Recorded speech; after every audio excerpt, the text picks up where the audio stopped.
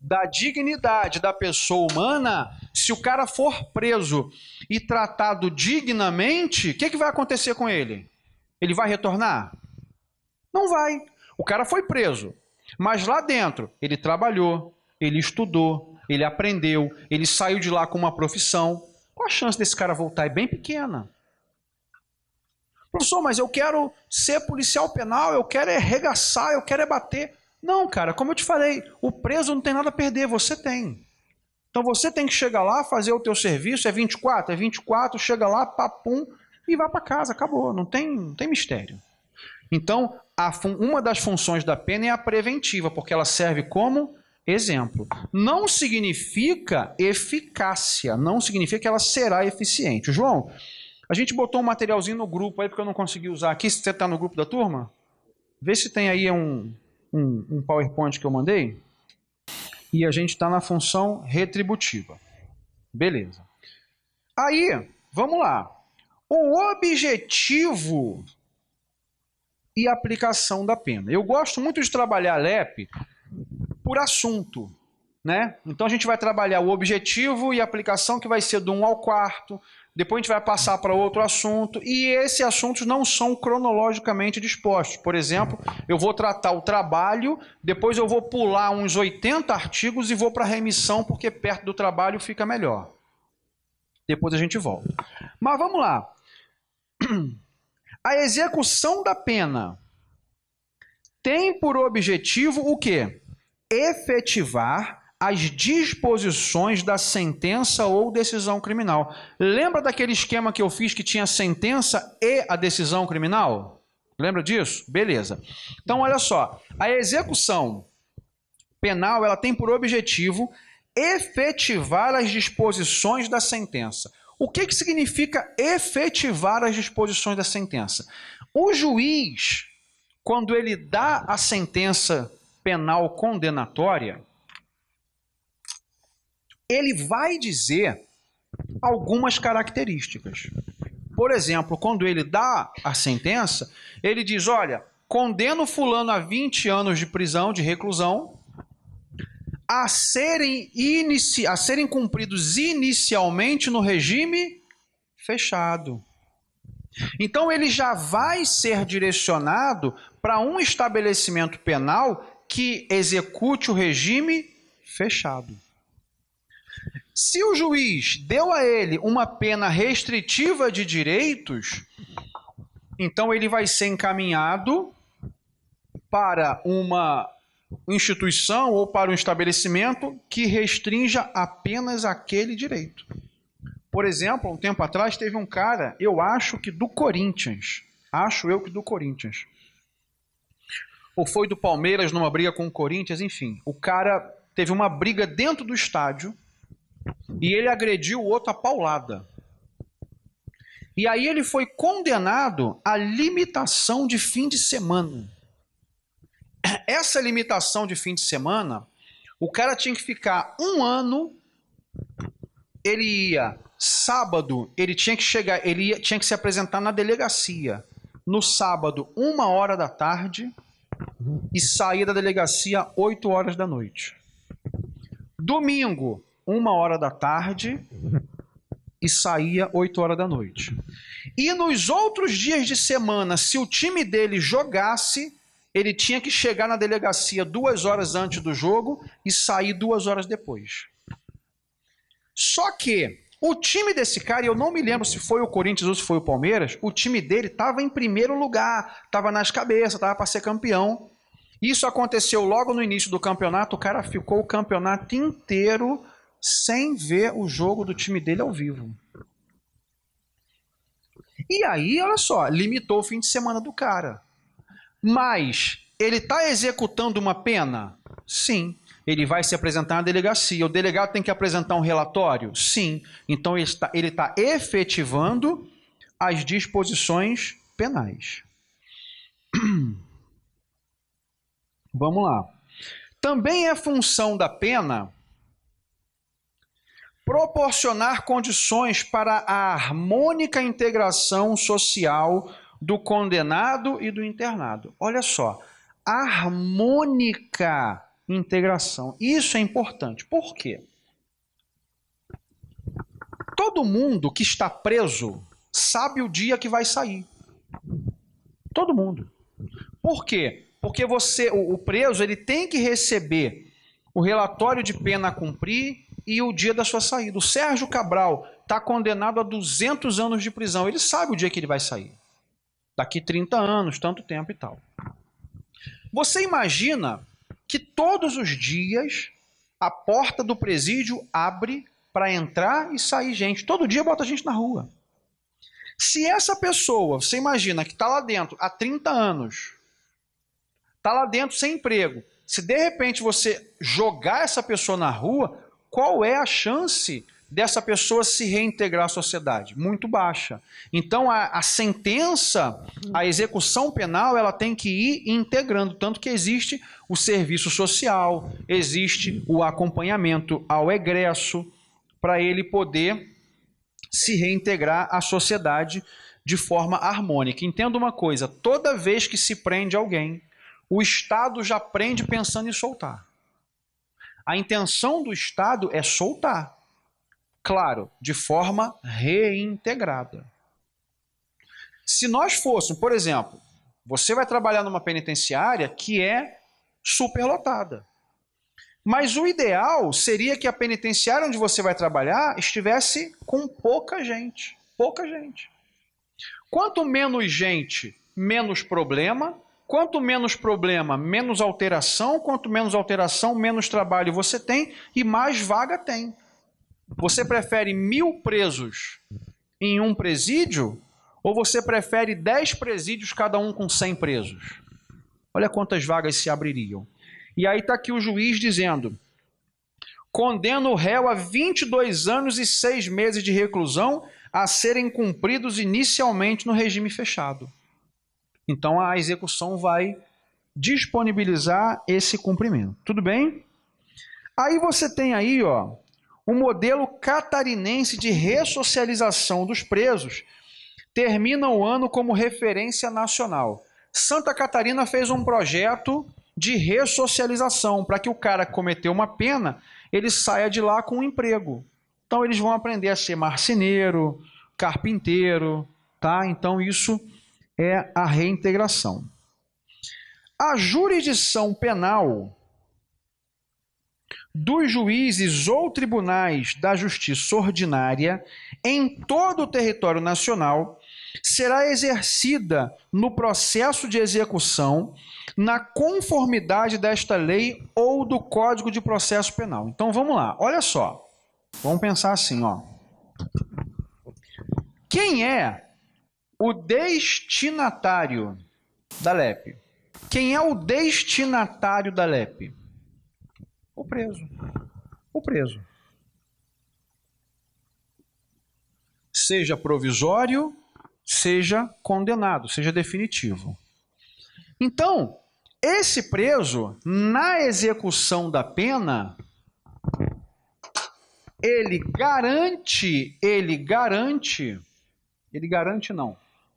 tem garantido todos os direitos não atingidos pela sentença. Ora, se ele tem garantido todos os direitos não atingidos pela sentença, mesmo estando na execução penal, mesmo estando sob o guarda-chuva da LEP, ele também estará sob o guarda-chuva do Código de Processo Penal.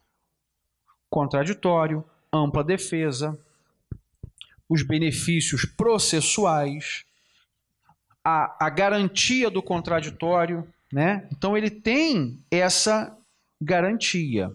E aí, a LEP...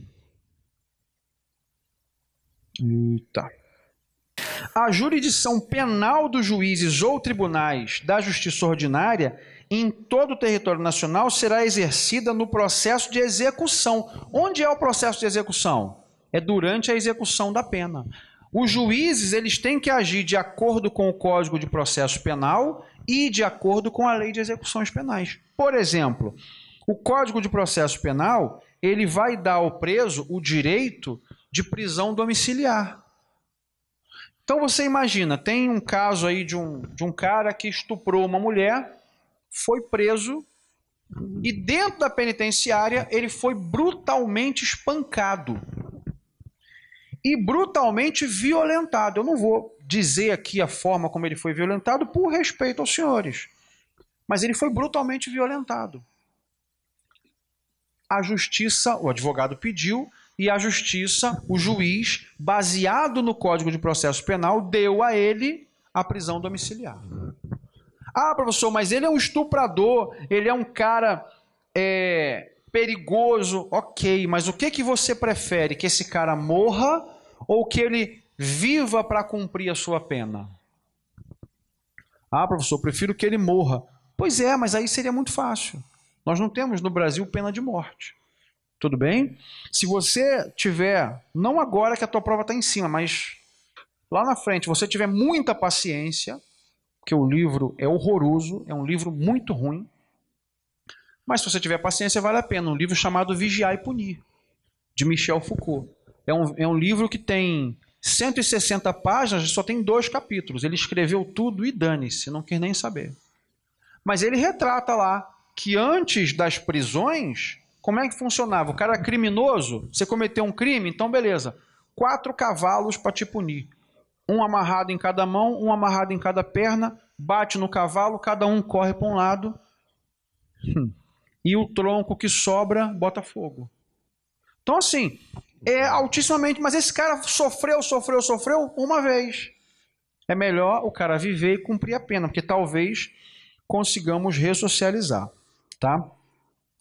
O artigo 316, uma coisa que eu vou, aqui um parêntese para dizer para vocês é o seguinte: toda vez que a lei de execuções penais ou uma lei qualquer que eu vá citar tiver sido atualizada pelo pacote anticrime, vai estar a legenda aí, redação dada pela lei 13.964 de 2019. Isso aí é a atualização do pacote anticrime. Artigo 316 do Código de Processo Penal. O juiz poderá, de ofício ou a pedido das partes, revogar a prisão preventiva se no decorrer da investigação ou processo verificar a falta de motivo para que ela subsista, bem como novamente decretá-la se sobrevierem razões que a justifiquem. Tá aí o STF que soltou um montão, não foi? A Lava Jato prendeu, o STF soltou. Pô, professor, o STF solta todo mundo. Gente, entenda uma coisa. O STF, ele pode soltar, ele pode prender, ele pode fazer o que ele quiser, desde que esteja na lei. A lei permitiu ele a fazer. Ah, professor, mas o Gilmar Mendes solta todo mundo. Mas não está na lei. A gente nunca fala contra o deputado, o senador que criou a lei, que votou a lei. A gente fala contra o juiz que soltou. Mas o juiz está aqui, ó. Então imagine você, um cara como esse, um político desse aí, que já tem uma certa idade, que já está com doença, está com problema de saúde grave. Vou manter esse cara preso para quê? Para me dar trabalho? Solta. Então é isso que ele está fazendo aqui. E aí o cara sai da execução penal e volta para casa. Decretada a prisão preventiva, deverá o órgão emissor da decisão revisar a necessidade de sua manutenção a cada 90 dias, mediante decisão fundamentada de ofício, sob pena de tornar a prisão ilegal. Então veja, o cara estava na rua, foi preso, prisão preventiva, decisão criminal. No momento que ele foi preso, ele está sob o guarda-chuva de quem? Da Lei de Execuções Penais, da LEP. E aí a cada 90 dias tem que ver se esse cara vai ou não para a rua. A quem se aplica a lei de execuções penais? Muito comum a gente pensar o seguinte: tá preso é LEP. Foi o que eu falei no início? Eu falei, toda vez que a gente lê a palavra preso, não foi? Tá na LEP. Ok. Só que existem exceções. Quais são as exceções? A LEP não se aplica ao adolescente infrator. Professor, não é menor infrator? Não. Essa nomenclatura menor infrator, ela é obsoleta desde 1990. Não se usa mais. É adolescente infrator correto. Por que a LEP não se aplica ao adolescente infrator? Porque o adolescente infrator não comete crime. Ele comete o quê? Atos infracionais. Se ele comete atos infracionais, ele está sujeito a uma medida socioeducativa e não à prisão. Então não se aplica. Também não se aplica a lei de execuções penais, não se aplica às prisões militares ou por crime militar quando executadas em estabelecimentos militares. Olha só, o cara cometeu um crime militar. Deixa eu ver se eu tenho aqui um artigo do crime militar, acho que eu tenho. Daqui a pouco vai aparecer um artigo de crime militar aí. O cara cometeu um crime militar.